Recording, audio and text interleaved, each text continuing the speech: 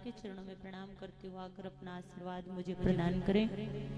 परम पूजनीय व्यास भगवान के चरणों में प्रणाम करती हूँ, वो आकर अपना आसन स्वीकार करें। परम पूजनीय वंदनीय मेरे सतगुरुदेव भगवान के चरणों में प्रणाम करती हूँ, वो अपना आशीर्वाद सदा मेरे सिर पे बनाए रखें। नगर देवता, ग्राम देवता, वास्तु देवता, इन सबको बारंबार प्रणाम करती हूँ। आप सभी भगवत कथा का पान करने वाले भक्तों के हृदय में विराजमान अपने कन्हैया की छवि को निहारते हुए व्यासपीठ से मैं आप सबको बारंबार प्रणाम करती हूँ। बोलना पड़ेगा, जोर से बोलना पड़ेगा, हाथ उठा के बोलना पड़ेगा, प्यार से बोलना पड़ेगा। संगत कर अच्छे लोगों की, दवा मिल जाएगी सभी रोगों की। जिंदगी में अपने तू भजन कर ले, बोलना पड़ेगा महाराज। और भजन करते करते अपनी जिंदगी को तू चमन कर ले। परम मंगलमय भगवत स्वरूप श्रीमद् भागवत कथा, जिसका आयोजन श्री बालाजी सेवा समिति के परम मंगलमय परम पवित्र पावन ये अवसर ये बालाजी सेवा समिति आपके मध्य लेके आई है। आइए चतुर्थ दिवस की कथा में प्रवेश करते हुए भागवत के 12वें स्कंद में प्रवेश करेंगे, 9वें स्कंद में प्रवेश करेंगे। 12 अध्यायों में सूर्यवंश के कथा का पान करते हुए राम जन्मोत्सव, और उसके बाद 12 अध्यायों में चंद्रवंश के राजाओं की कथा को श्रवण करते हुए हमारे ठाकुर जी के जन्मोत्सव को बड़े धूमधाम से मनाएंगे और नाचते हुए गाते हुए बड़े भाव के साथ भगवान से प्रार्थना करेंगे कि जिस प्रकार आप कौशल्या के पुत्र बन के आए, देवकी के पुत्र बन के आए, हे भगवान हमारे भी दिलों में, हमारे भी घरों में आ जाइए। चाहते हो भगवान को बुलाना अपने दिलों में, अपने घरों में? चाहते हो? चाहते हो? कैसे आते हैं भगवान पता है? देखिए, कहते हैं राम से बड़ा राम का नाम, राम से बड़ा राम का नाम। अगर मैं आपको कहूं कि आप बार बार बोलो जलेबी जलेबी जलेबी जलेबी, तो क्या जलेबी जलेबी कहने से जलेबी आपके पास आ जाएगी? आ जाएगी? नहीं आएगी। लेकिन अगर मैं आपको कहूं कि राम राम राम राम, श्याम श्याम श्याम श्याम बोलो, तो राम जी और श्याम जी आपके पास जरूर आ जाएगी। तो जलेबी से भी सस्ते हैं भगवान, बोलना पड़ेगा हमारा। राधे नाम अति मीठो, कोई गा के देख लो, दौड़े चले आएंगे मेरे बिहारी, कोई बुला के देख लो। श्याम कहीं भी आ जाते हैं, कोई बुलाने वाला हो, बिक जाते हैं बिन मोल, कोई मोल लगा के देख लो। और मोल क्या है? भक्त का सच्चा भाव और भक्त का सच्चा प्रेम। बस प्यार से जिसने पुकारा, भाव से जिसने पुकारा, चाहे ध्रुव ने पुकारा, प्रहलाद ने पुकारा, नामदेव ने पुकारा, मीरा ने पुकारा, कर्मा ने पुकारा, जब जब इस दिल ने तुझे पुकारा, हे भगवान तू आया है। आइए इन कथाओं का पान करके आज हम इसी भाव के साथ बैठेंगे। आज इस कथा को हम इस भाव से सुनेंगे और यही भाव मन में आपके प्रकट हो कि जिस प्रकार आप कौशल्या के पुत्र बन के आए, उसके घर में आए, मेरे घर में भी जरूर आ जाना। मंदिर में बैठे रहते हो, कभी बाहर भी आया जाया करो। मंदिर में बैठे रहते हो, कभी बाहर भी आया जाया करो। मैं रोज तेरे घर आता हूँ, कभी तुम भी मेरे घर आया करो। किसके घर आते हैं भगवान? एक सेठ जी अपने घर के बाहर बैठे थे, सायकाल का समय था। ध्यान से सुनिएगा किसके घर भगवान आते हैं। अगर आप भी भगवान को अपने अपने घरों में ले जाना चाहते हो, अपने अपने दिलों में बसाना चाहते हो, तो कैसे आएंगे भगवान और किसके घर आएंगे भगवान? आपको क्या करना है कि भगवान आपके घर आ जाए? कथा बड़ी प्यारी है, बड़े भाव से सुनना। और जिसके घर भगवान आ जाते हैं उसके घर सब कुछ आ जाता है। जब वो आ गए तो सब आ गया। सेठ जी घर के बाहर सोफे पर भक्तों बैठे थे। सायकाल का समय था तो सेठ जी के घर से एक स्त्री बाहर निकली। बोलना पड़ेगा। सेठ जी से वो स्त्री कहती है, सेठ जी आज मैं तेरे घर को छोड़कर जा रही हूं। सेठ जी ने पूछा, देवी जी पहले ये तो बता दो कि तुम हो कौन?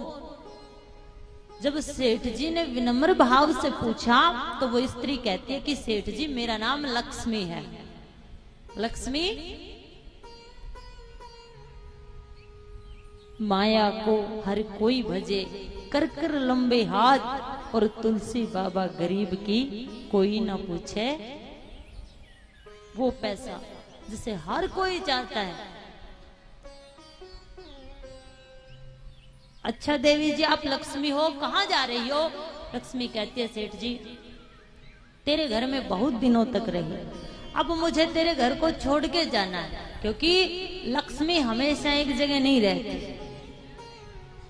और लक्ष्मी को अगर आप एक जगह रखना चाहते हो तो कैसे रह सकती है? सेठ जी ने कहा, कोई बात नहीं देवी जी, आपकी इच्छा है, मैं क्या कर सकता हूँ? तो लक्ष्मी कहती है, सेठ जी मुझे आपके घर को छोड़कर जाना है, लेकिन आपके स्वभाव के कारण, अपने व्यवहार के कारण मैं आपको 4 वरदान दे के जाना चाहती हूँ। सेठ जी ने कहा, बड़ी अच्छी बात है, लेकिन देवी जी माफ करना, ये वरदान मैं अपने बेटों से और अपनी बहुओं से, बेटों की बहुओं से, पत्नी से सलाह करके फिर मांगूंगा, तो आप मुझे 1 दिन का समय और दीजिए। सेठ जी ने अपने बेटों को, बहू को बिठाया। बड़ी बहू से, बेटे की जो बड़ा बेटा था उसकी बड़ी बहू से पूछा, बेटा लक्ष्मी जी हमारे घर को छोड़कर जा रही है, लेकिन बोल रही है कि 4 वरदान दे के जाना चाहती हूँ, मांग लो क्या मांगते हो? तो बड़ी बहू कहती है, पिताजी लक्ष्मी को कह दो कि हमारे घर को धन से भर दे, क्योंकि वो धन से प्यार करती थी। दूसरी बहू से पूछा तो दूसरी बहू कहती है, पिताजी लक्ष्मी को कह दो कि हमारे घर को अन्न से भर दे, क्योंकि सिवा खाने पीने के उसे और कुछ अच्छा नहीं लगता था। लेकिन जो छोटी बहू थी भक्तों, वो अपने साथ संस्कार लेके आई थी। क्या लेके आई थी? संस्कार लेके आई थी। पिताजी लक्ष्मी को जाना है और जाते हुए 4 वरदान दे के जाना चाहते, तो लक्ष्मी से कहो हमारे घर में संत आते रहे, हमारे घर में सत्संग हरि कथा होती रहे, हरि का कीर्तन चलता रहे और हमारे घर में भंडारे होते रहे। सेठ जी की बात अच्छी लगी। जो छोटी बहू ने कहा था, सेठ जी ने लक्ष्मी से कह दिया, लक्ष्मी जी अगर आप जाना चाहते हो, क्योंकि आपकी इच्छा है, पहला वरदान ये दो, संत हमारे घर आते रहे। दूसरा वरदान ये दो, हमारे घर में सत्संग हरि कथा होती रहे। तीसरा वरदान ये दो, हम हरि कीर्तन करते रहें। और चौथा वरदान ये दो कि हमारे घर में भंडारे होते रहे। लक्ष्मी जी कहती है, सेठ जी ये 4 कार्य जहां होते हैं उस घर में तो मेरे पति देव आके बैठ जाते हैं, बोलना पड़ेगा।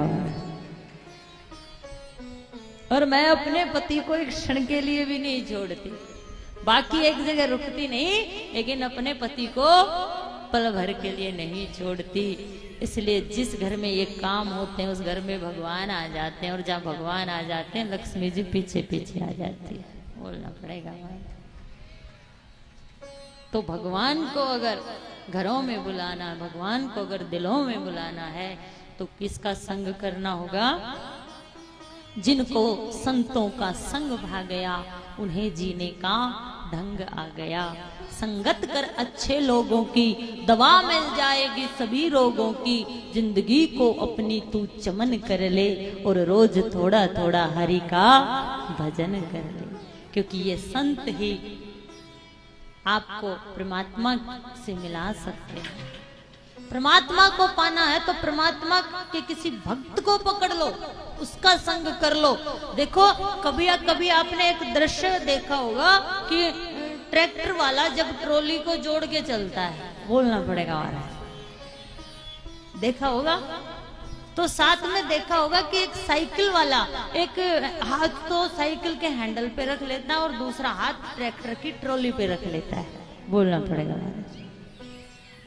तो वो जो पैडल घुमाने से साइकिल चलती है, लेकिन जब वो अपना हाथ ट्रैक्टर की ट्रॉली पे रख लेता है तो वो पैडल नहीं मारता। और जितने समय में ट्रैक्टर पहुंचता है, अब उतने समय में साइकिल तो नहीं पहुंच सकती। इसलिए वो ट्रैक्टर का सहारा लेकर कम समय में अपने स्थान तक पहुंच जाता है। उसी प्रकार आप भी अगर भगवान को पाना चाहते हो, अपने दिलों में बुलाना चाहते हो, तो महापुरुष और संतों का संग करिए। क्योंकि संतों की ज्योति से नूर मिलता है, गमे दिल को सरूर मिलता है। और जो आता है संत शरण में, उसे कुछ ना कुछ जरूर मिलता है। आइए आज इस भागवत की शरण में बैठकर हम सब प्रार्थना करेंगे कि हमें ऐसे महापुरुषों का संग मिल जाए। क्यों? किसी ने कहा है, आइए बड़े भाव के साथ। संतों के दर की तो माया ही निराली है, जो भी आया दर पे वो जाए नहीं खाली। आज आपको भी दृढ़ विश्वास और पूर्ण मनोबल के साथ ये प्रार्थना करनी है कि हे भगवान, आपने कृष्ण अवतार लिया, राम अवतार लिया, आप मीरा के श्याम बन के आए, कबीरा के राम बन के आए, तो मेरी भी प्रार्थना स्वीकार कीजिए और मेरे भी भगवान बनकर मेरे पास आ जाइए। छोटा मोटा सौदा नहीं करेंगे, ना नोट मांगने आई, ना वोट मांगने आई हूँ, ना सपोर्ट मांगने आई, बोलना पड़ेगा। मांगने आई हूं तो मैं आपके खोट मांगने आई हूं। और ये खोट आपसे तभी दूर होंगे जब हरि का नाम आपके हृदय में जाएगा। इसलिए मैं आपसे हरि का नाम बुलवाने आई हूँ, हरि का गुणगान करवाने आई हूँ, राधे राधे कहलवाने आई हूँ और राधे राधे बुलवाने आई हूँ। बोल दो ना, प्रार्थना कीजिए। आज की कथा में प्रवेश करने से पहले प्रार्थना कीजिए। संतों के दर की तो माया ही निराली है, संतों के दर की तो माया ही निराली है, संतों के दर की तो माया ही निराली है, संतों के दर की तो माया ही निराली है। जो भी आया दर पे, जो भी आया दर पे वो जाए नहीं खाली है। संतों की जय हो, संतों की जय हो, संतों के दर की तो माया ही निराली है, संतों के दर की तो माया ही निराली है। हरि बोल।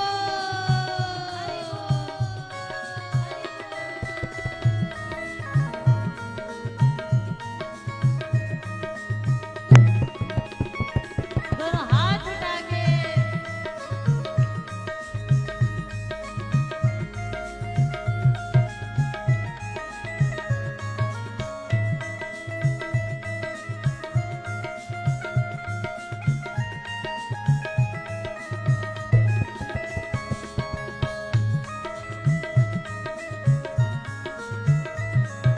तारते हैं पापियों के प्यार की निगाहों से, तारते हैं पापियों को प्यार की निगाहों से, तारते हैं पापियों को प्यार की निगाहों से, तारते हैं पापियों को प्यार की निगाहों से। मेरा भी भंडार भरपूर है गुनाहों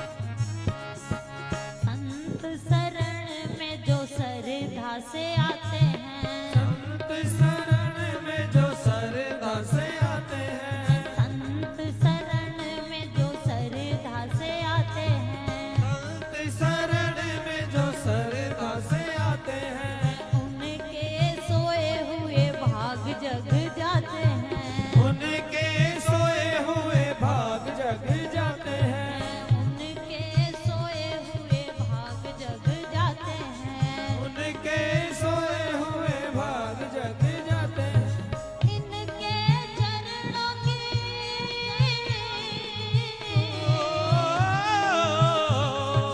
इनके चरणों की दुनिया दीवानी है, संतों की जय हो जय हो संतों की जय हो जय हो। संतों के दर की तो माया निराली है, संतों के दर की तो माया ही निराली है। और ये संत भगवान की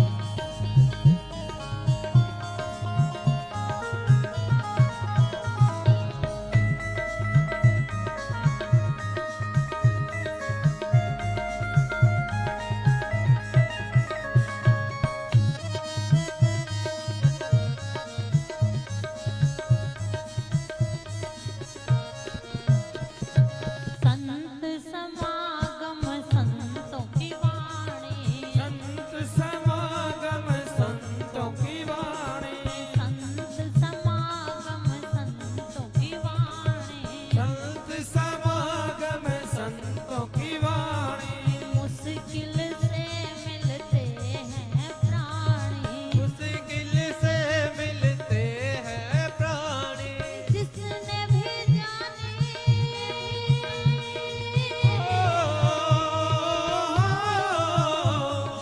जिसने भी जानी इनकी अमर कहानी है, संतों की जय हो जय हो संतों की जय हो जय हो। संतों के दर की तो माया निराली है, संतों के दर की तो माया ही निराली है। बल्ले बल्ले निमोज फकीरा दे, बल्ले बल्ले निमोज फकीरा दे, बल्ले बल्ले निमोज फकीरा दे, बल्ले बल्ले निमोज फकीरा दे, फकीरा दे बाबा पीरा दे, फकीरा दे बाबा पीरा दे, बल्ले बल्ले निमोज फकीरा दे, बल्ले बल्ले निमोज फकीरा दे, शाबा शाबा निमोज फकीरा दे, ओ बल्ले शबा निमोज फकीरा दे, फकीरा दे बाबा पीरा दे, फकीरा दे बाबा पीरा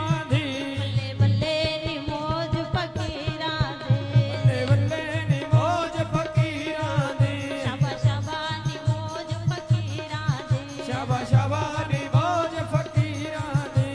बोलिए संत भगवान की। सुत दारा धन लक्ष्मी पापी के घर होए, और संत समागम हरि कथा तुलसी दुर्लभ दोए। जिनको भगवान की कथा अच्छी लगने लग जाते हैं, जिनको संतों का संग भा जाता है, उन्हें जीवन का जीने का ढंग आ जाता है। आइए श्री राम और कृष्ण के अवतार के कथा को सुनते हुए, रामचरित्र परम पवित्र और कृष्ण चरित्र बड़ा विचित्र। एक बार राम बोलना, थोड़ा जोर लगा के बोलो ना। राम कहने से आराम मिलता है, आनंद सा आता है, मिलता है ना। और एक बार कृष्ण बोलना। पहली बात तो सही कृष्ण बोल ही नहीं सकते, क्या निकलेगा? किशन।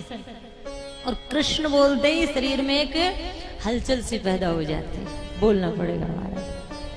तो राम कृष्ण दो एक है, अंतर नहीं निमेष, इनके नयन गंभीर उनके चपल विशेष। बस आइए, श्री सुखदेव जी कहते हैं कि हे परीक्षित, न शक्यते विस्तर तुम वक्तु न वर्ष सतेरपि। 100 वर्षों में भी सूर्यवंश की कथा का पान मैं तुम्हें नहीं करवा सकता, लेकिन हाँ तुम्हारी इच्छा है। और आइए, समय के अभाव में श्री सुखदेव जी सूक्ष्म रूप से परीक्षित को सूर्यवंश की कथा का पान करवाते हैं। लेकिन भागवत कहती है, संत कहते हैं कि राम और कृष्ण दोनों एक हैं। बोलना पड़ेगा महाराज। लेकिन कभी कभी राम के भक्त और कृष्ण के भक्तों में थोड़ी तू में हो जाती है। नहीं मेरा राम बड़ा है, नहीं मेरा कृष्ण बड़ा है, होता है ना। देखिए थोड़ी थोड़ी तू में तो चलेगी, लेकिन राम और कृष्ण इस दुनिया में उन्होंने अवतार लिया, आए केवल इसलिए। राम जी ने कौशल्या के पुत्र बनकर अयोध्या में जब जन्म लिया तो वो आपको यही सिखाना चाहते हैं रामचरित्र, कि राम ने अपने जीवन में जो किया वो आप भी करना। तो इन कथाओं को पान करके आइए हम जानेंगे कि जीवन कैसे जिया जाता है। थोड़ी थोड़ी तो तू मैं हो प्यार से, लेकिन ऐसा नहीं कि जहाँ राम के भक्त जाते वहां हम नहीं जाएंगे, जहाँ कृष्ण के भक्त जाते हैं वहां नहीं जाएंगे। अरे राम नहीं नारा विश्वास है, ये भौतिकता नहीं, ये तो दिलों की आस है। राम नहीं मिलते मंदिर के फेरों में, और राम नहीं मिलते हैं ईंटों और गारों में। राम मिले हैं मर्यादा में जीने में, राम मिले हैं मर्यादा में जीने में, और राम मिले हैं हनुमान के सीने में। बोलना पड़ेगा हमारा। जिस देवता का चारों युग में प्रताप है, उसके दिल में वो भी आपको ये बात कहना चाहता है कि भगवान दिल में रहते हैं। और दिल ने एक बार जो मान लिया सो मान लिया। तो आज इस कथा का पान करके आप अपने दिल को बस यही बात मनवाना कि हे दिल तू मेरी बात मान, और पुकार कि राम जी और श्याम जी तेरे दिल में आकर बैठ जाए। सूर्यवंश के राजाओं की कथा का पान करवाते हुए, सूर्यवंश की कथा को श्रवण करवाते हुए श्री सुखदेव जी परीक्षित से कहते हैं, परीक्षित हरि की नाभि से कमल, कमल से ब्रह्मा, ब्रह्मा के पुत्र हुए मरीचि मुनि, और मरीचि मुनि के पुत्र हुए कश्यप मुनि। 2 पत्नियां थी, एक का नाम दिति और दूसरी का नाम अदिति था। माँ अदिति के पुत्र ही भगवान सूर्य देव हुए। एक बात पूछूं, पूछ लूं, सूर्य को किस किसने देखा है? सूर्य को किस किसने देखा है? बाप रे, आप तो बहुत पीछे रह गए, कुछ ही हाथ उठे। अगर आपको सुनाई नहीं दे रहा तो एक बार जोर से बोलो, जिसने सूर्य को देखा है। अब सखी सहेलियों से बहुत बातें हो गई, अब कथा में ध्यान लगा लो। बोलना पड़ेगा महाराज। सूर्य को किस किसने देखा है? कहाँ है? जो सुबह आ जाते हैं सारे संसार को प्रकाश देने, इसी सूर्यवंश में राम जी ने जन्म लिया है। राम जी का प्राकट्य हुआ है। राम कौशल्या और दशरथ के बेटे बन के आए। सूर्यदेव के पुत्र हुए श्राद्ध देव मनु, और उनका विवाह हुआ श्रीमती सरधा देवी, उनकी पत्नी का नाम था। भक्तों, सूर्यवंश में बिना यज्ञ के पुत्र का जन्म नहीं हुआ, पुत्री का जन्म नहीं हुआ। कहने का अभिप्राय कि सूर्यवंश में बिना यज्ञ के संतान की उत्पत्ति नहीं हुई, और चंद्रवंश में बिना झगड़े के विवाह नहीं हुआ। इन दोनों वंशों की ये पहचान है। सूर्यवंश के जो कुल गुरु हैं वशिष्ठ जी, बोलना पड़ेगा महाराज।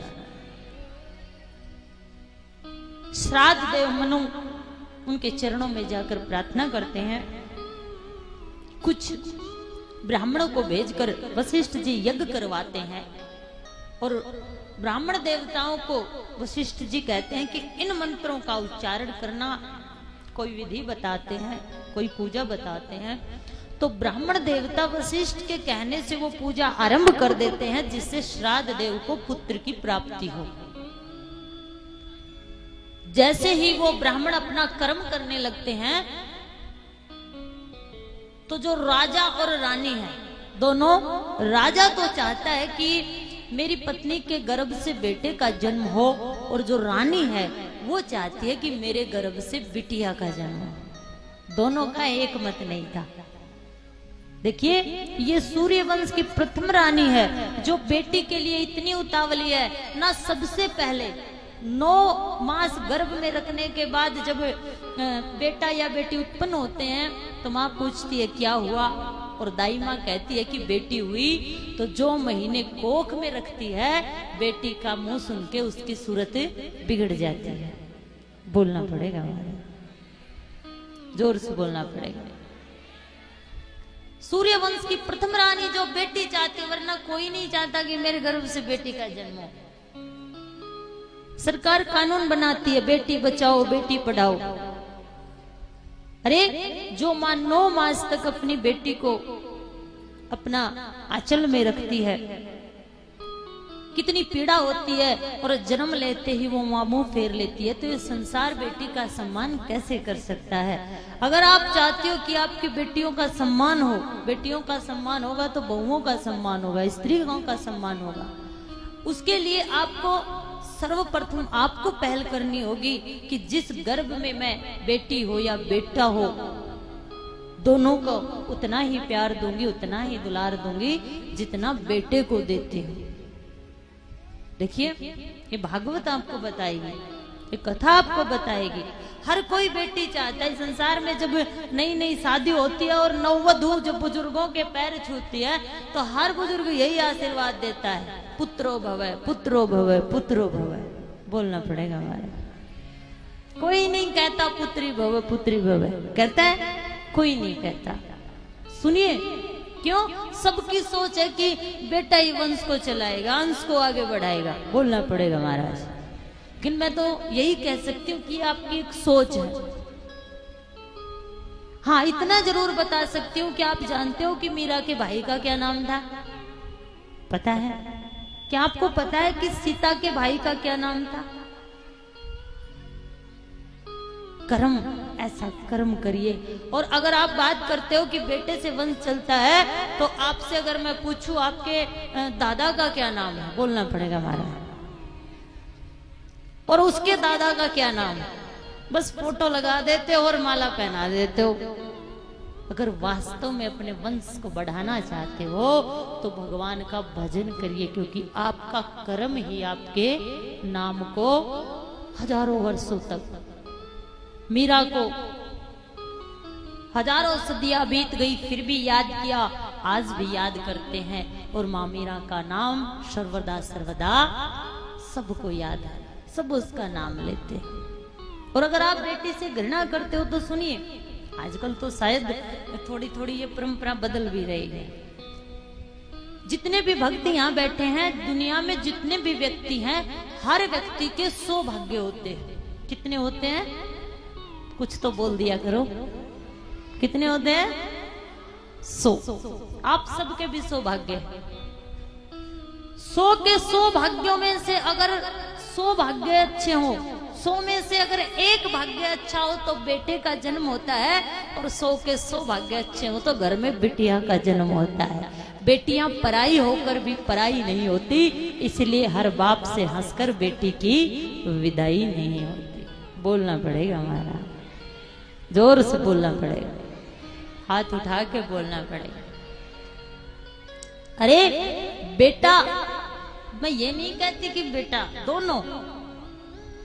बेटा संघर्ष की सूरत है तो बेटी त्याग की मूरत है। दोनों में से मैं किसको कहूं महान? अरे दोनों को ही समाज की जरूरत है। बेटा वंश है तो बेटी अंश है, बेटा गुमान है तो बेटी अभिमान है। बोलना पड़ेगा हमारा। जो गर्भ में बेटियों को मार देते हैं, वो अपने भाग्यों को मारते हैं, वो अपने सुनहरे भविष्य को खत्म करते हैं। अरे वो बेटी तो पापा का गुमान है, वो बेटी तो माँ की पायल है, वो बेटी तो दादी की लाठी है, वो बेटी तो हवन की समीदा है। वो बेटी अगर जीवन पा जाती है तो कल्पना बन के आसमान में छा जाती है। वो बेटी माँ भारती बनकर देशद्रोहियों का उद्धार कर देती है, और वो बेटी जन्म पाकर अगर अनसुईया की तरह पतिव्रत धर्म को निभाए तो ब्रह्मा विष्णु महेश को भी पलने में झुला सकती है। इसलिए शास्त्र कहते, वेद कहते, पुराण कहते हैं, बेटियों का तिरस्कार आपके भाग्य का तिरस्कार है। बेटियों को मारना आपके जीवन को मारना है, बोलना पड़ेगा महाराज। इसलिए आइए आज हनुमान जन्मोत्सव के अवसर पर हम सब ये संकल्प लें कि इस पाप को करके, और करोगे तो भुगतोगे, बोलना पड़ेगा महाराज। देखिए कर्मों का फल भुगतना पड़ेगा। मैं आपको बता सकती हूँ कि ऐसा मत करिए, आपके जीवन की खुशहाली, आपके घर की लक्ष्मी आपसे रूठ जाएगी, आपका भाग्य आपसे रूठ जाएगा, क्योंकि कर्मों का किया हुआ सबको भोगना पड़ता है।